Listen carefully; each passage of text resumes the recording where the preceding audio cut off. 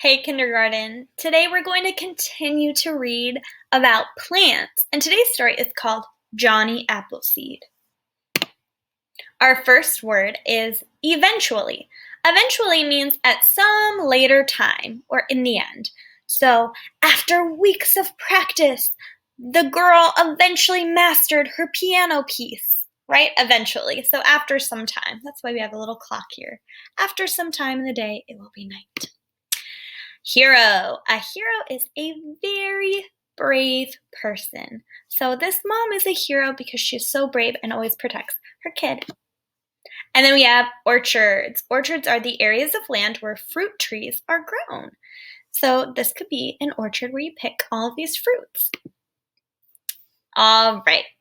So we have been talking a lot about plants, and you've learned about seeds, blossoms, flowers, fruits. You've learned about the life cycle of a plant that begins with the seed. You know that another word for blossom is flower.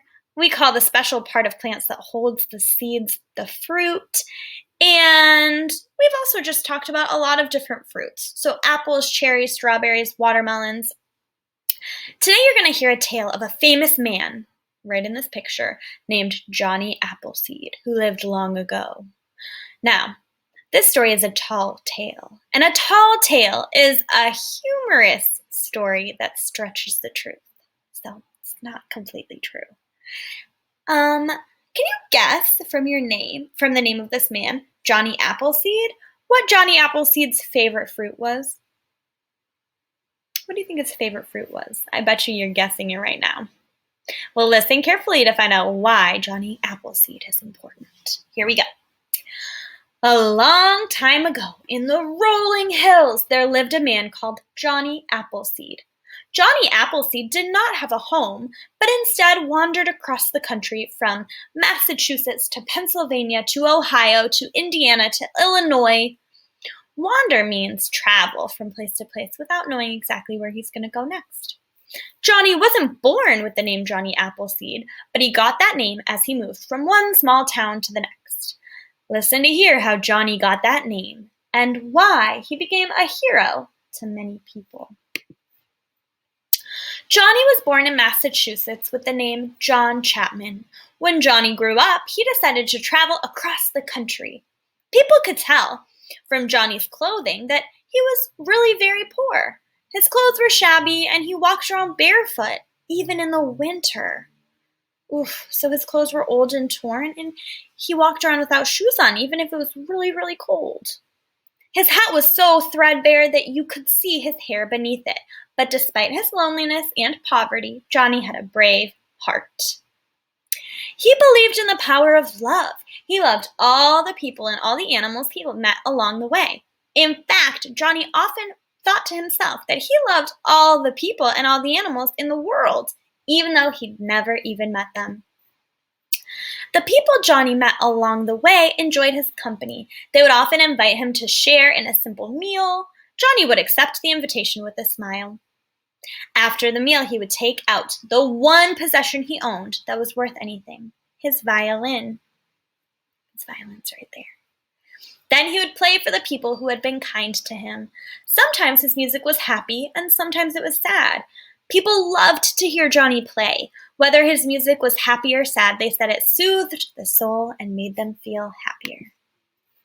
Johnny lived most of his adult life this way. He wandered from place to place and survived as best he could.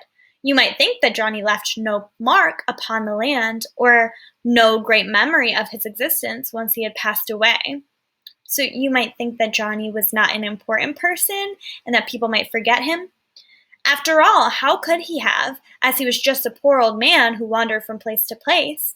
But Johnny did indeed leave something of himself behind, something quite extraordinary or amazing, and something that would give him the name Johnny Appleseed. You see, as he traveled across the country from town to town and from farm to farm, he collected apple seeds. The apple seeds came from the apples kind strangers gave him to eat along the way. Johnny saved the seeds and planted them in the rich earth. He planted them here, there, and everywhere. When winter came and the earth was frozen, he saved the seeds in his pocket as if they were precious diamonds.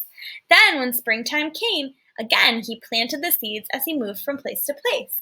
Johnny hoped that one day orchards, or places where fruit trees grow, would eventually grow up from the rich soil and feed all the people and animals he loved so much. Johnny did this until his tired old body could plant no more.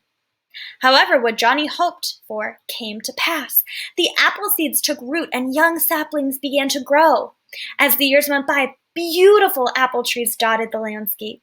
Apple orchards appeared like an oasis on the wide open prairies. An oasis is a nice and comfortable place to be, so the apple trees made the land look very good. Eventually, more and more people began to move west. Wagons full of hopeful people rolled across the land. Later, the railroad brought even more people. All of these people were searching for new places to make a home. Incredibly, many people chose to build their homes near the apple trees and the orchards that Johnny had planted. The sight of the trees gave people hope of a fruitful and prosperous future. Farmhouses and then towns were built near the trees that Johnny had planted. He became a hero to all those people who loved the apple trees as much as Johnny did, and they began to call John Chapman Johnny Appleseed. As the years went by, people harvested the apples from the trees Johnny had planted and stored them away for the winter months.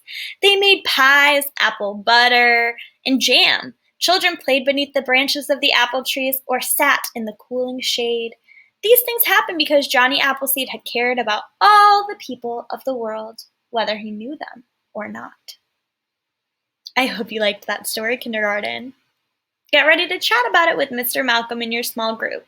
And remember, no exit tickets this week. Great job, and see you later.